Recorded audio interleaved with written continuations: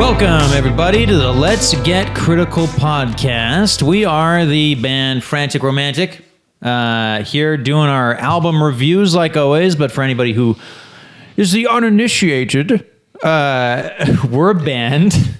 I'm Mike. Ruben. Mr. Zeke Zero. There you go. So we play music. Well, we write music. We play music. We perform music. Playing music and performing music are the same thing. We make music videos, but most importantly, and I think maybe the that gooey center of our friendship, Creme de la creme, is we all really love music. Yeah, that's also not ours. It is pretty gooey, though. Yeah, you know, it's like the gooey center of nougat. Yeah. And so, we have this podcast where we review albums, but did you guys know that the Three Musketeers bar had more than just that nougat at one point? Did it? Yeah. Yeah. There's a reason. There's a specific reason why it's called Three Musketeers, and it's because it had three things in the center of that chocolate case. Yeah. What were those three things? Well, the nougat. Yeah. And then I think there was like pretzel or something. There was like a pretzel. Yeah. And then there was something else. I don't remember Caramel, what it was. probably. Yeah. But then there was I think a recession. This is all vague, but like in the 1950s, towards the end of the 1950s, there was a recession, right? And there was like a lot of like very similar to 2008, where a lot of brands either went out of business or like had to rebrand or whatever. Yeah. And Three Musketeers said, well, we got to save some money, and we're just going to make it that tasty nougat. I feel like other people, like just, other brands took that for granted and just said, you know what? You're just going to be the filler. We're going to make this about the peanuts, like fucking Snickers is like, know your role, nougat, Know your role. If that was made today, they would put like Nerds candy in the middle of it. And a churro. And then Taki flavored dust all over it, and then they would sell it. Yeah. Probably a White Claw for some reason. White Claw drenched. White Claw, yeah. White Claw reduction. It doesn't sound good at all, though. No. But it would sell. I think it would sell. But, this actually relates to the album artist that we're talking about today, because much like the Three Musketeers, where they had a lot of flavors in this group together. Yeah. In this one direction of a candy bar. An amalgamation there, yeah. This artist went from being in a group to being a solo act. And that is Harry Styles. That's right. That's right. Formerly of One Direction. Right. Yeah. Just some quick factoids, right? So One Direction released their fifth album in 2015. And after that album's tour and the press for that album, they went on an extended hiatus. And then by 2016, they said, hey, it's not a hiatus. We broke up permanently, indefinitely. And that's when Harry Styles launched his solo career. Now, this is Ruben's pick. Yeah. Ruben, why did you pick this artist and this album? So I'll give you a little bit of background on me and all this. And yes, you're right. He did come from One Direction. I was well into my 30s probably when One Direction was around, or maybe late 20s. And I did not like One Direction. I just thought, well, not that I thought, I knew it was like a company made, band, sure. Right? It was from the X Factor.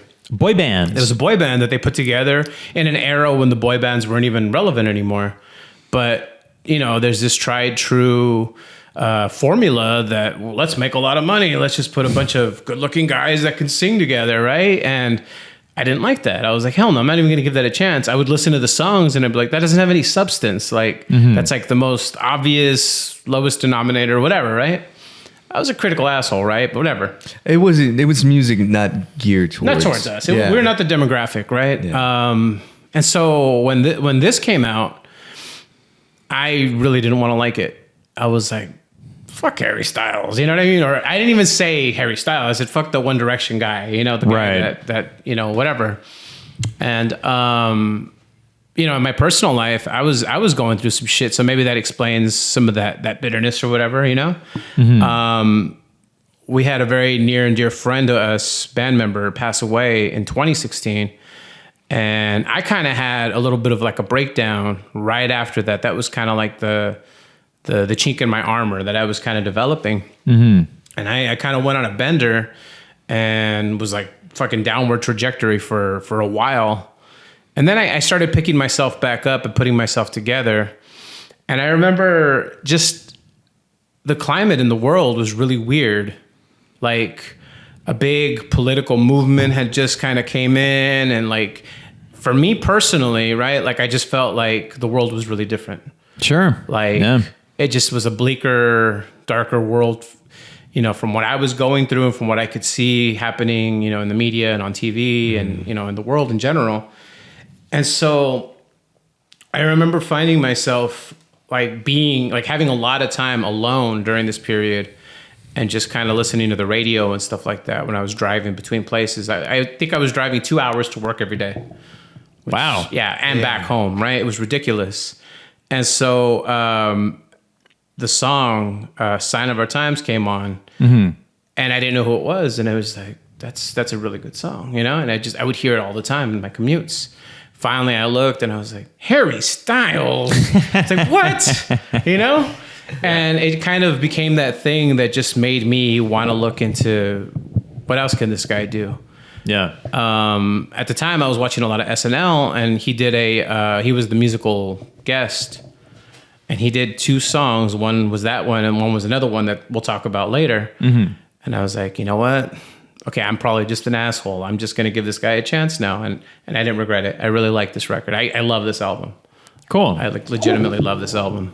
Yeah, and I apologize because I didn't actually mention what album we're doing, and that is the first Harry Styles album, self-titled, from 2017.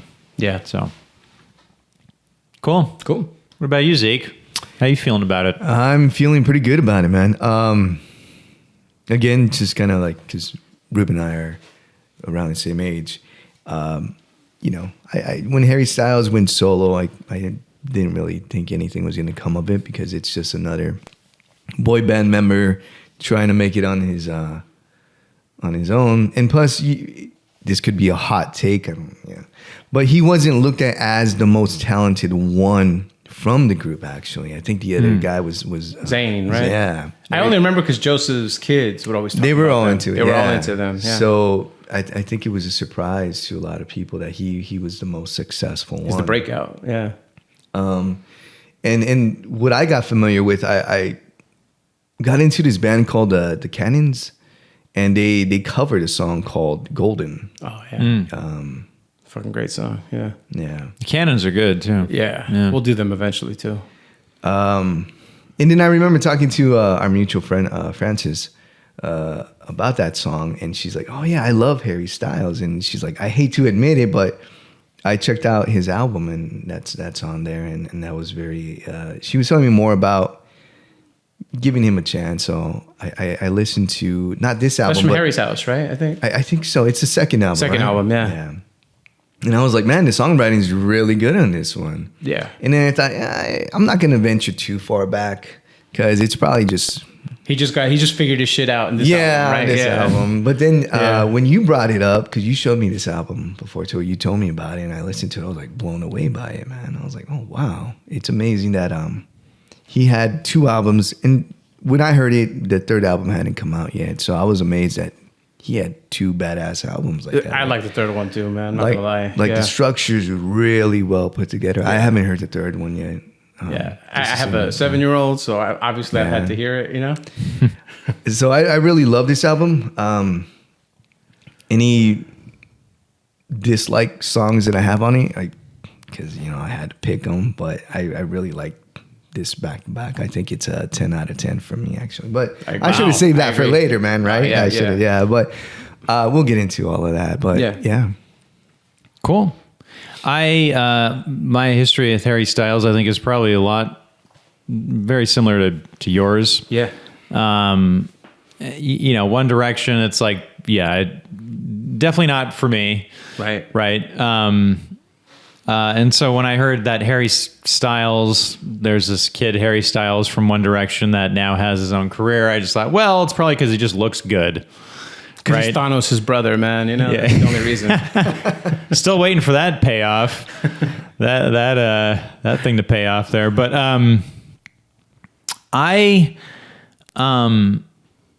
it's interesting, right? For me, this album is probably not a 10 out of 10. But that's not to say it's bad. It's just not.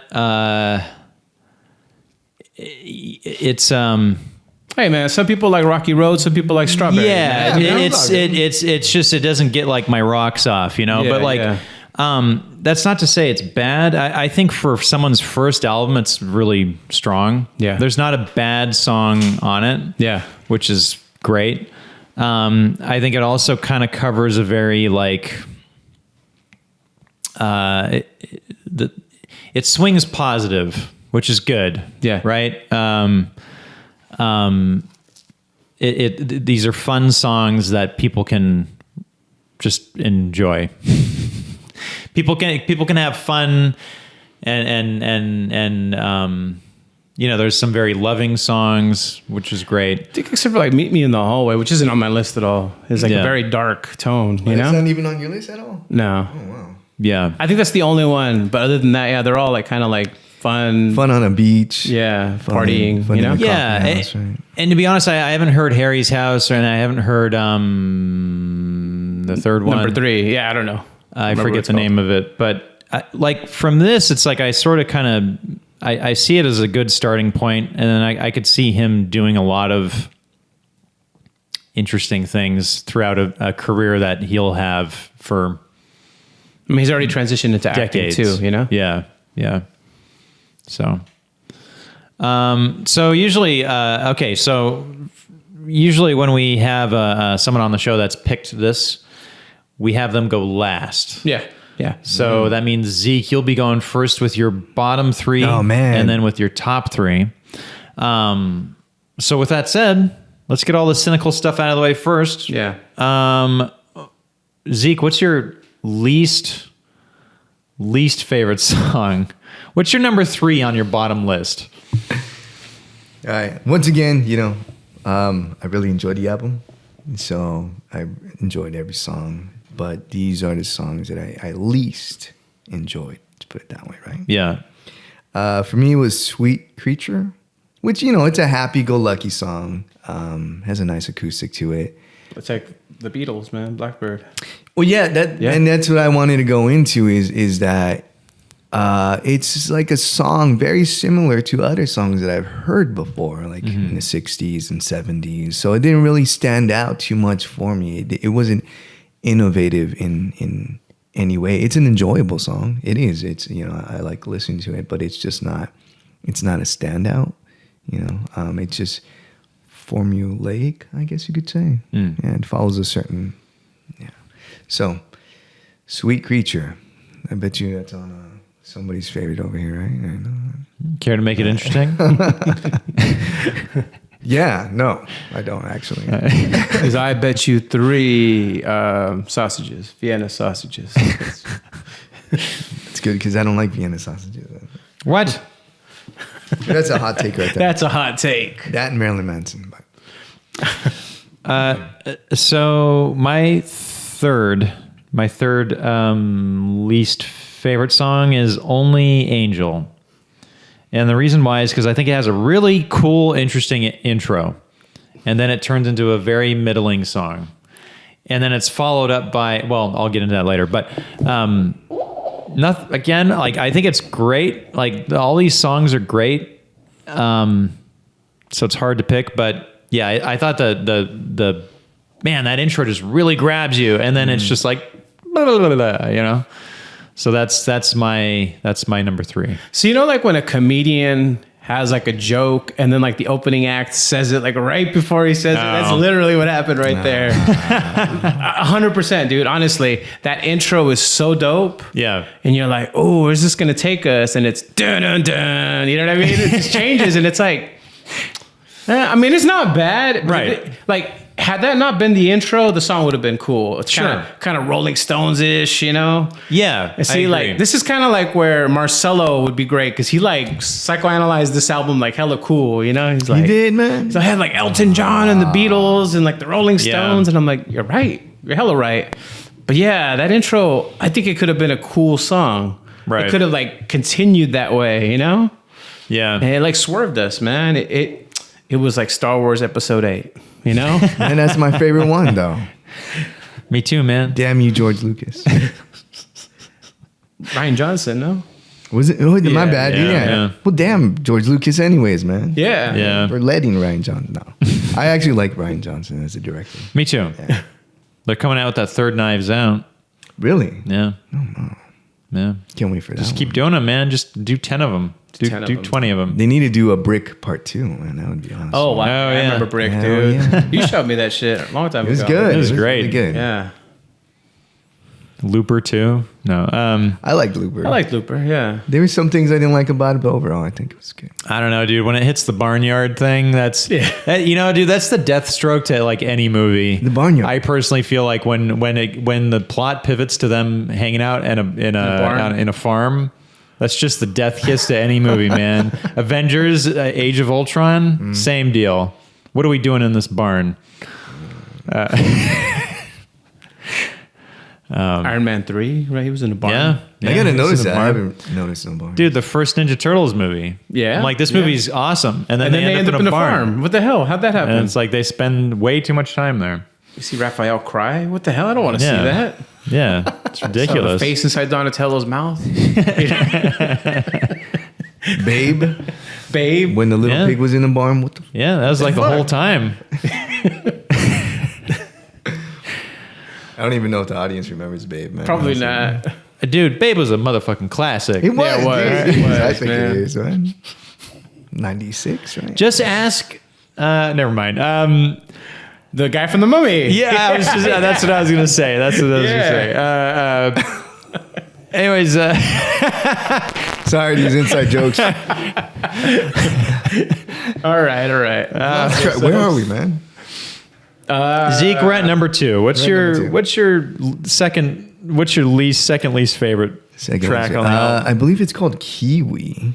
Didn't really stand out for me because I'm thinking about it now, and the hook just doesn't come to me. So I think there was a lot of better songs that surrounded it. Not a standout. Okay, I can't really bash too much about it. I mean, yeah. this might come back around later. Oh, no. We'll see. Oh. Yeah. No. My number 2. So, okay, before I listened to this album, there was a song on this album that I think embodied what I was worried that the whole album would be. And that song is Sweet Creature. Yeah,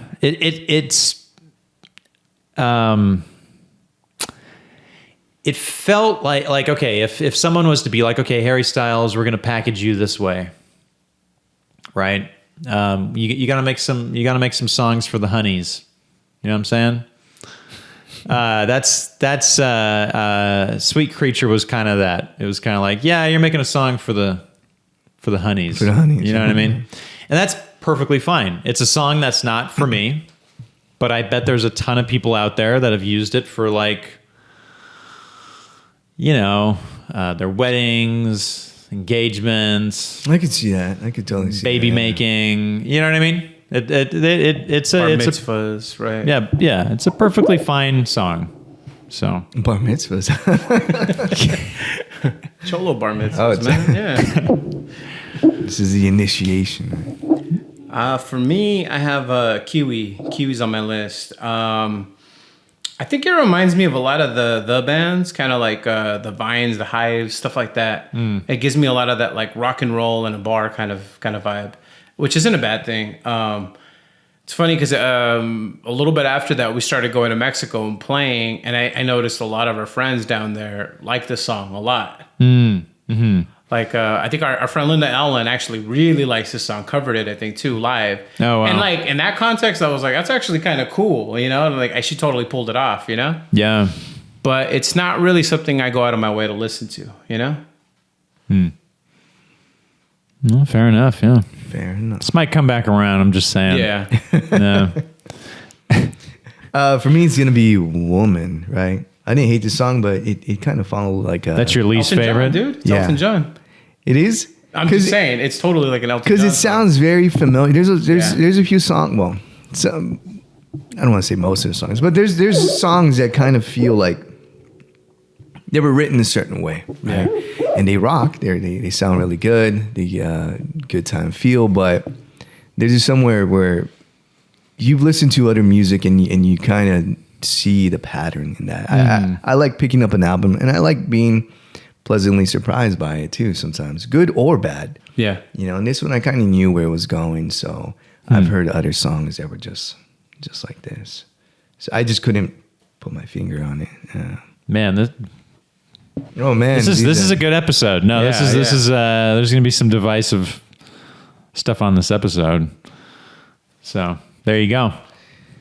It's not a bad Shots fired. It's not a bad song though, but it's just like I'm telling you, it's Elton John, man. You it's know? Elton John. Yeah. Now I'm gonna go back and listen to. I've never been an Elton John fan. I got to be honest. my with you. God. I tried because you guys talking about. Oh wait, we can't talk about. Dude, Beyond the Yellow Brick Road, Him playing a certain place. Madman Across the Water. I don't know any of those. See, that I missed out on the whole Elton John Era? Yeah. Yeah. So I couldn't really get into it. I heard the singles. I just couldn't get into it. All right. Yeah.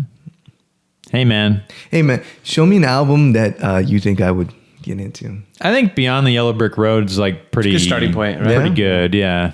Yeah. Okay. So, Maybe we could review that, huh? yeah. Okay, so my least favorite song on the album, and this is very much my same reasoning for Sweet Creature, is Two Ghosts. Two Ghosts. And again, it's like not a bad song. It's just very like, you know, I want conflict, man. I want like, you know, I want angst and anger and conflict. Yeah. And the song's very It's very defeated, you know? it's what? Very defeated. Like he's very defeated in it. Like a lot of the narrative he's coming with, you know? Yeah, it does sound like that. You're right. Yeah. How about you? For me, it's From the Dining Table. I feel like it's an okay song. Right? I don't not like it. I just feel like it's the music and the melody are too tightly woven. Like it's too. Like he's like, okay, so the guitar's going bum bum bum, you know, whatever, and he's like singing that with it. I don't know. I think he could have done something else. It's a closer too, huh? It's the closer. Yeah. Interesting. I mean, it's got some cool parts that pick up a little bit after, but it's mainly that verse. The verse that I feel could have been stronger. Ah, gotcha. Yeah, I could see that. That's how my list too, but the opposite, man. I would pick your favorites now. Yeah. I think that's what it is. Yeah. Yeah, so for first-time listeners, this next round is going to be our top 3 favorite tracks on the album. So we're done with the cynicism. You know, we're opening the windows. We're letting the light in. Zeke's not right now because he's got this I got these I can't elaborate really see out of shades this, to on. be honest. But yeah, why don't we talk about our top 3 favorite? You know, and I'll just say right off the bat, I think it was harder to pick a top 3 than a bottom 3 just because there's a lot of great songs on the album. Yeah. So, With that being said, yeah. there's a tie on this one. One of them is from the dining table. What is it? From One Dining Table. There we go. I like this song. I can't even say the title. I really like that. I like the subject matter of it. Yeah. I think that's what it is the lyrics. That, and I tied it up with Ever Since New York. I thought it was, it brings a sense of nostalgia, and it really brings you in. I thought it was great storytelling, and I thought it ended the album like closing the book, and it's finally done, and it left me satisfied, you know. So I thought those two songs in particular, I thought were perfect, back to back, Yeah. closing the album that way. Yeah. Cool. For me, my third favorite album on the third favorite track on the album, was Carolina, and specifically because it sounds like Beck. Like because so Beck has done a lot of throwback like 60s sounding rock music.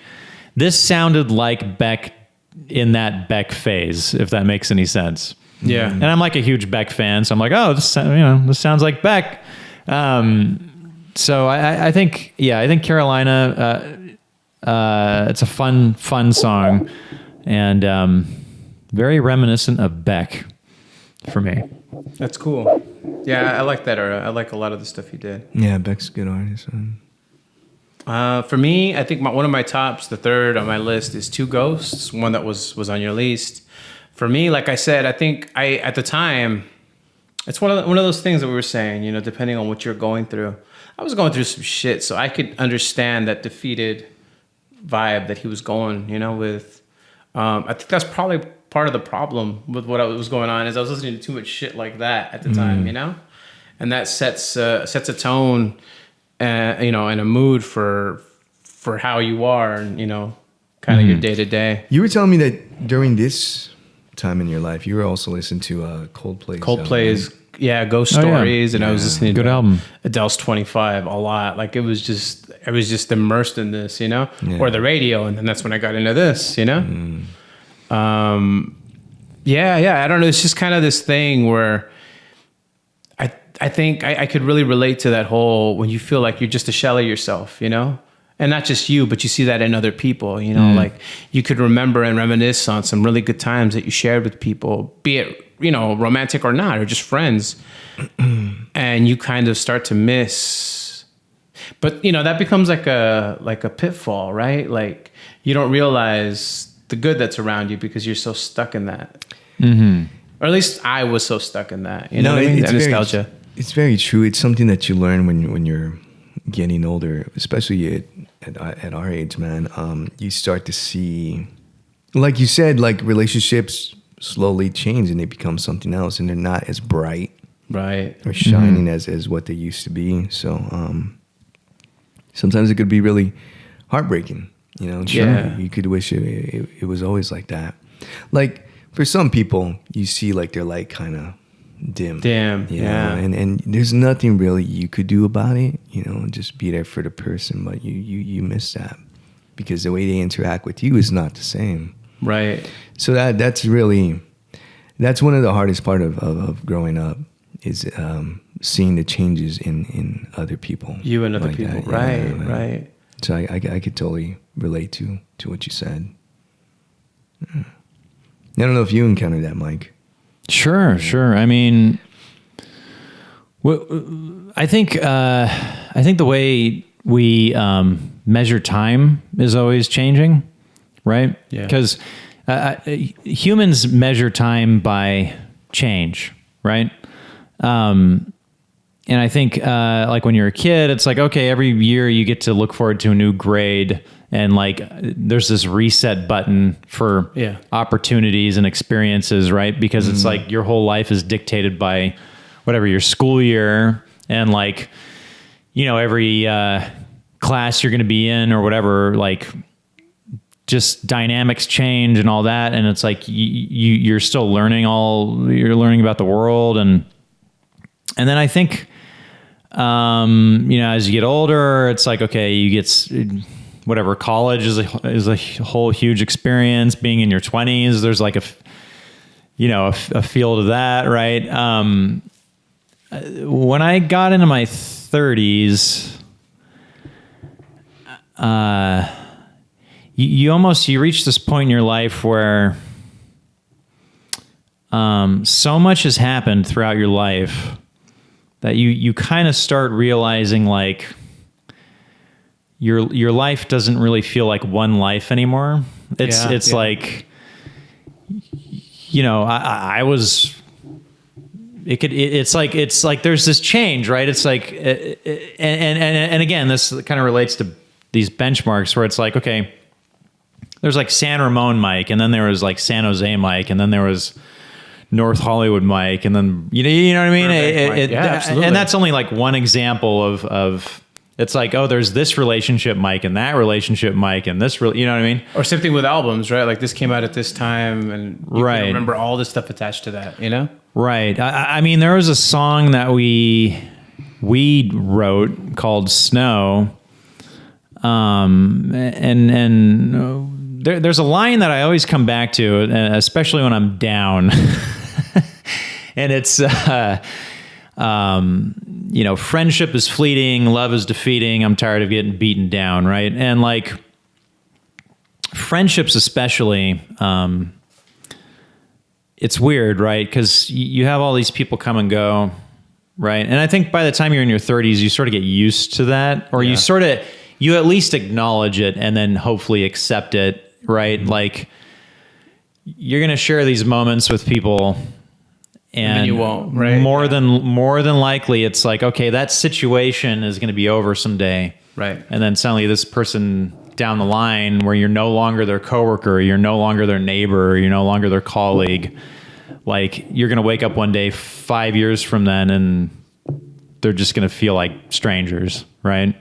Whatever that connection you had it's gone. Yeah. Yeah, you're right. I remember attaching things based on friendships to like little tokens, little, you know, like little, I remember giving something to a friend that I knew eventually we weren't going to be friends anymore, you know? Right. And I was like, here, so you could remember me, hold on to this little relic, you know? Sure. And that just became like a theme through our most recent writing too, you know? It just really stood out to me how we attach feelings to so much, you know? Right. To songs, to pictures, to you know, all that. Yeah. It's crazy. And, you know, and actually just kind of relating back to that back half of the 2010s, there was kind of an extra spike of cynicism that was seeded right around that time. Yeah. And I'm not going to relate it all to elections and stuff. I mean, I think culturally we were in this spot, and then it sort of just, you know, it was all leading up to something that would be bad. I don't think anybody realized that it would be a pandemic. No. But there was this feeling from 2016 up until the 20s, right? Of just anger and sadness, and it was like building up a bunch of stuff. Yeah, it's crazy. Right. I mean, you know, you see it in cinema too, where it's like, suddenly like movies had a lot to say, shows had a lot to say, right? Music had a lot to say, right? And it was this odd reflection of kind of this, I don't know, just this general feeling of sadness that everybody had, right? As a group, but also individually and all that, like right? Letdown. There's like this massive letdown in life, you know? Right. Yeah. Yeah. And I don't know. It's funny. You know, I remember talking to somebody and they were like, it's because The Walking Dead killed off Glenn that year because of Negan. And I'm like, well, the timing, you know what I mean? You're just all Negan. It's all Negan, bro. Yeah. I did blame Negan though. Yeah. Bringing down the mood of everything. Just wear it. I should just wear a shirt. Blame Negan. Blame Negan. Negan was wrong. Yeah. You know what I mean? Yeah. It's great you brought that up. Now I know the root cause of all of it. Yeah, dude. It was all The Walking Dead's fault, man. We got to stop AMC, bro. We got to stop them. You know? Yeah, dark times. Was it the invention of witches, man? Not on my watch. No. I think that's what that show's called. I don't know. So anyway, right? Back to Harry Styles. Sure, man. Yeah. But, you know, that's what makes this album interesting, right? Yeah. You know? Where were we, though? I don't even remember. We kind of went down this rabbit hole, dude, and I don't even know. Didn't Yes, you were talking about, was it Two Ghosts? Two Ghosts, Defeated, and all that stuff. Yeah. Was that your first? That was my first, on there. Yeah. So I'm going to swing it back to me. All right. Okay, yeah, dude. Sign of the Times.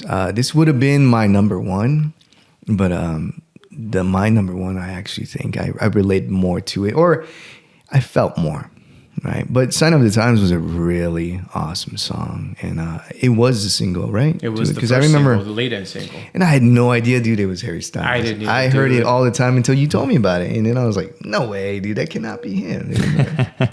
Turns out It's is a deep fucking song, man. Yeah, it hits you in the feels. Yeah, definitely. I could hear it in my mind right now, and it's definitely the Sign of the Times. In that era that this song was written and put out, so I think it was perfect timing. You know, you really deeply feel that song, and I love it. Cool. Bros, you know what? Unapologetically, I don't give a fuck. I'm going with Kiwi for number 2. All right. Damn you, man. Kiwi slams. You know, it slaps. Kiwi. Linda Allen. It's just- you like it too, man. This, you know, it's You're not real. alone. It's Yeah. rocking. You know what I mean? It's Harry Styles just I see putting. him like doing this a lot when he's singing. Yeah, that, man. You know, he's doing the kerosene. You know? the Harley. I don't know. yeah, man. All that stuff. You know, he's putting the. Guys, he's putting the crown on for that one. You know what I mean? Yeah, he's putting he is. he's putting on the crown for that song. All right, Kiwi. You know, a slam dunk, nothing but net. Fucking love it. Oh wow, dude. Fucking love that song. Nothing but net. Yeah, nothing but net. And one. And one. Yeah. Hey, what is and one? It was like a collection of videos of like people doing like cool little tricks when they're playing basketball. Like street players, right? Street players. Yeah. I remember Chappelle Show did that. It was like and one baseball. Oh yeah. And one bowling. Tricks. Yeah. He's like, wait till you see me hit. Yeah. You know, yeah. That was pretty funny, man. That was funny. Did he do a bowling Bowling too. skit? He Right? did Yeah. bowling too and one bowling. Yeah, that's Wow. pretty ridiculous. Yeah. Yeah, man, that's a hot take right there. Kiwi, wow.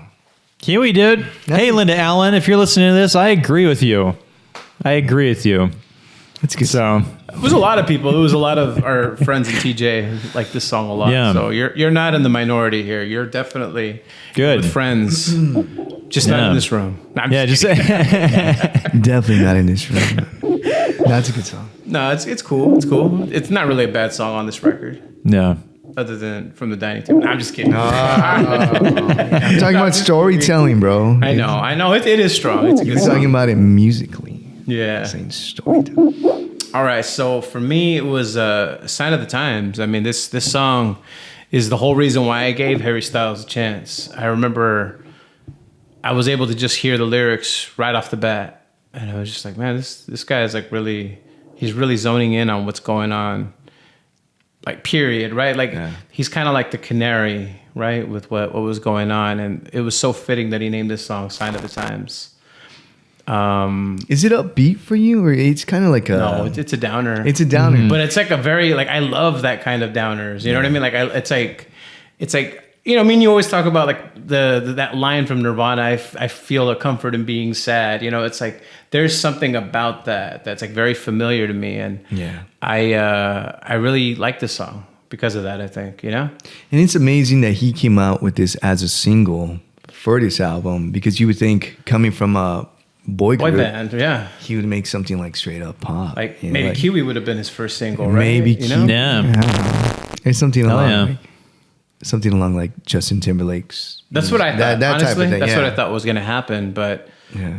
no, man, the songwriting was just fucking, it was good. It was really good. You know, it's weird because having a 7-year-old that's very into music and that's very, she notices a lot of things. She's like, so what exactly is this song about? And I'm like, you don't need the doom and gloom. Just enjoy it. Just sing along, you know? She won't feel it. Yeah. Yeah. Yeah, that's a good pick, man. Yeah. Going back to me, it's gonna be "Meet Me in the Hallway." It's definitely heartbreaking. I think it's a great opener Yeah. for the album. I think it shows a lot on what's expected throughout the album. Like, the songwriting is pretty tight. The mood, it sets the mood, and it made me look forward to listen more of the album. Man, and when I first heard this song, I kept playing it back and back and back, and it reminded me a lot. And you pointed this out too, Boxcar Rebellion, right? Yeah. I could see the type of moodiness that they both bring like that. So I really love this song. So I listened to this actually, like it's on the playlist of mine. You know. Yeah, it's a good song. Yeah. Cool. Yeah.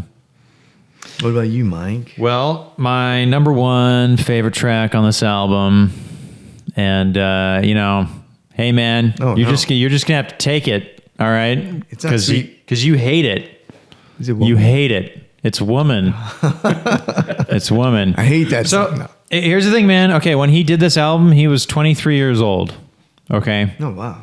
and for a 23-year-old to write a song like this is like, I was really impressed. Yeah. Because it was. You know what, dude? It reminds me of like, I understand that there's like it. You were mentioning it kind of sounds derivative, right? Which I get, but it's like it was almost giving me like Steely Dan vibes, you know, or like 10cc.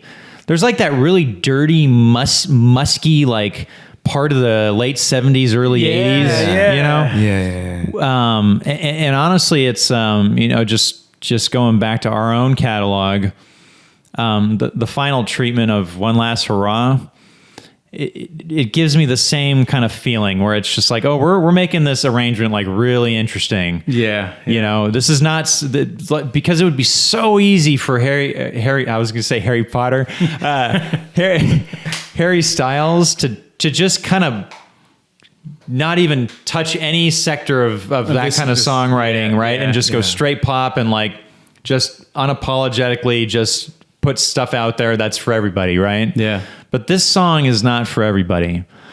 You know what I mean? People can't like dance to this song. I mean, I guess they can, but it's not like... But it's that like no rhythm dance. You know what I mean? Right. Yeah. Yeah. If someone hadn't told me that it was Harry Styles, I would have just been like, "Oh, what is this, like Steely Dan?" It's funny because you were hella talking about Steely Dan yesterday in the green room. You know, when we're chilling over there. Oh, you were? Yeah, you were talking with Marcelo, I think, right? Right. I was like, "Oh yeah, do you like the album Aha?" And he's like, "What is that? That's not Steely Dan." I'm like, "Wait, now I'm questioning if." Oh yeah, you were talking about. Yeah, Yeah. Asia's the best one. Remember? Yeah. Yeah, but no, it's Woman. That's my top pick. Cool, man. That's it. Yeah. That's a good song. It is a good song. Yeah. You don't have to change your mind, It's bro. Elton John, man. It's I'm all Elton like- John. It's cool. You can still hate it, bro. Wishy-washy. It just wasn't my favorite, man. That's all. It wasn't my favorite. Now I see like big lapels and like, you know, Yeah. where they're like, they got the long hair, but it's kind of going away in the top, you know? Yeah. That very 70s look, you know? Oh yeah, dude. You're walking down some like New York City street, you know, and it's like the steam's coming up from the sewage, right? And you know, there's people with like knives. It's like Urban Cowboy when you meant to rent, was it Midnight Cowboy?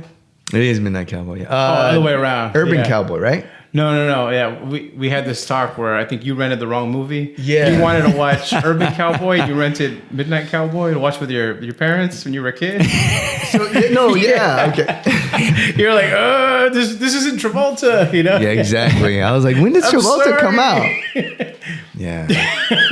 So Midnight Cowboy is the one with John Voight, right? John And, Voight. Dustin Hoffman. Dustin Yeah. Hoffman. He's like a male prostitute. Yeah. Yeah. And then Yeah, I swear, Mom, like John Travolta's gonna come out right now. You like him from Greece, remember? You know, he knows how to dance. He'll come out. he'll come out right now. Yeah, that was very awkward. That's funny. Oh man. All right, Ruben, what's your top? For me, it's Ever Since New York. Ever Since New York has this this sense of finality to it. Mm-hmm. I mentioned that, you know, along when I was starting to kind of get into this record, he came out on SNL, and Ever Since New York was the second song he did. Oh, He okay. did Sign of the Times, and when they came back and did the second song, it was Ever Since New York, and it just, to me, and he probably didn't even write this about that, but it just reminded me of like all the things that had happened up in, you know, since like 9/11 and how much the world changed, and just making you aware that the world you were born into isn't the world you're in now, you know? Oh yeah. Yeah. And, you know, it's funny because like the chorus is repetitive and it's hella simple, but something about the harmony and how full it is, it gives me a different feel every time they hit it. You know? Yeah. It's a good song. Very good song. Yeah. And the verses, to me, the verses are like the shit. They're really good, you know? Yeah. So yeah, that's it. Yeah, lyrically, this whole album was awesome, man. Do you know if he had part of the songwriting, crafting of it, or? I hope so, man. That's like, that would be disappointing if they're like, oh, Billy Joel wrote this album for him. I mean, it's cool to have songwriters because he uses so much passion into the music that you feel everything he's singing about. So mine is Kiwi, but everything else is pretty, a woman. Nah, just kidding. No. Oh man. No, I'm playing.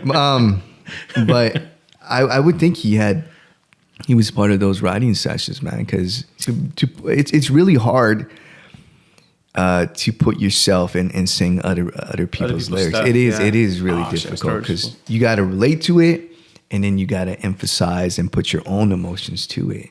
And it's not easy. It's definitely not easy. So yeah. So, Well, why don't we? And that should be fun. Yeah. Why don't we go into the next part, which is everybody hates it, but we got to do it. You know, this part's called Gaslighting Ruben because this was his pick. Yeah. But you know what, guys? Hey, we're here. We're having fun. Okay, so this is a review from Album of the Year by someone named Avalock03. The debut solo effort from One Direction star Harry Styles finds Harry trying too hard to seem mature and developed and ends up in a record lacking self-awareness. Filled with uninspired songwriting and boring instrumentals, the self-titled record leaves a lot to be desired. damn. I don't know. I mean, obviously, I don't think we agree, Yeah, no, right? I We never agree with these anyways, right?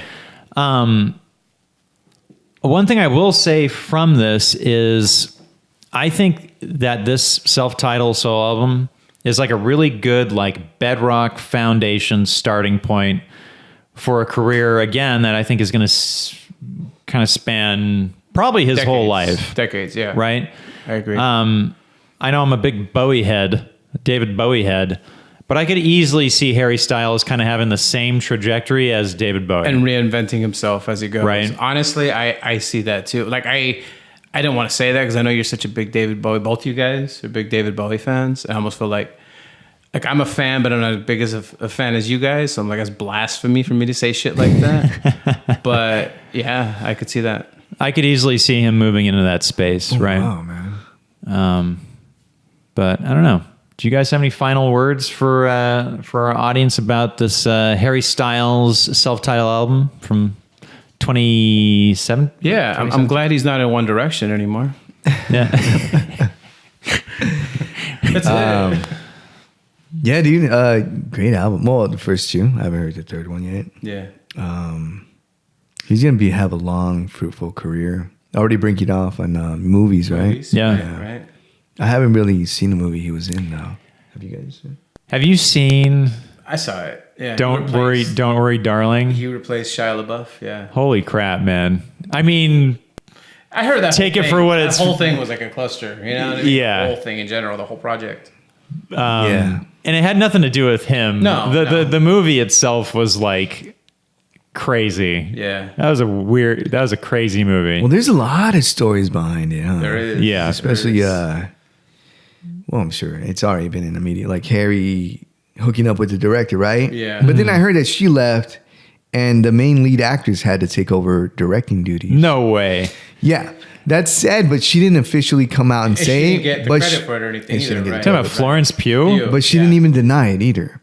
So that's what people are saying is that, There's a conflict between them too, whatever, Yeah. right? Yeah. and that the movie was kind of on hold for a little bit because Yeah. nobody was they were just focused on the but I don't this is all media, this is all maybe it's publicity too to get you to watch the movie. You're like, damn, well, I wonder how it turned out, right? And Seems then, like it didn't work with you, though. You haven't seen it. It didn't really appeal to me. I was like, it's an interesting movie to analyze. Yeah, it's Yeah? interesting. Because it doesn't. Here's the thing. I'll just say it. The movie doesn't work. There's a lot of plot holes Yeah. that just like you're like, wait, Yeah. huh? And then did you hear about Spitgate? You know about Spitgate? oh man, I did hear about that. Yeah. Where I mean, Harry Styles obviously did not spit on Chris Pine. do we know that for sure? Do we know that for sure? I've seen videos where like they angle it a certain way, and I saw it. Yeah. I mean, it certainly seems like he did. And he right? probably did it for good reason, man. Who knows? How Yeah, you know, No, I'm just that second Star Trek movie was no good, man. I'd spit on Chris Was it Pine. the second I one? feel like Chris Pine got hella old out of nowhere. Like, what the fuck, man? You know? Yeah. He was like the young Captain Kirk, and then he wasn't. I was like, what happened? But to be Yeah. honest, I think he grew well into his age. Yeah. He did get older real quick, but he's kind of like a Sean Connery now, dude. Yeah, he's he like is. No. distinguished, you know. Yeah. He's got those pouty lips still, you know? All right, everybody. This has been Let's Get Critical with Frantic Romantic. We are Frantic Romantic. We're musicians and, we're coming to a venue near you. But in the meantime, be sure to check us out. We have our website, franticromanticmusic.com. Mm-hmm. We're also all over Spotify, all over YouTube. We got Deezer. man. Brazil's favorite platform. Yeah. I just got a notification from Deezer that our new album is up on Deezer. Our new album is up on all streaming platforms. It's PRE, and it's our Gemini album. Gemini. Please check it out. And until next time, have a happy and a healthy day, week, month, year, Or even your year. life. We'll talk to you soon. Bye. You may find more information about the band Frantic Romantic by visiting franticromanticmusic.com, as well as our social media platforms. We're always posting information about concerts, new music, and more. So please visit us, reach out to us. Let us know if there's any albums you'd love for us to review. Until next time, this has been Let's Get Critical.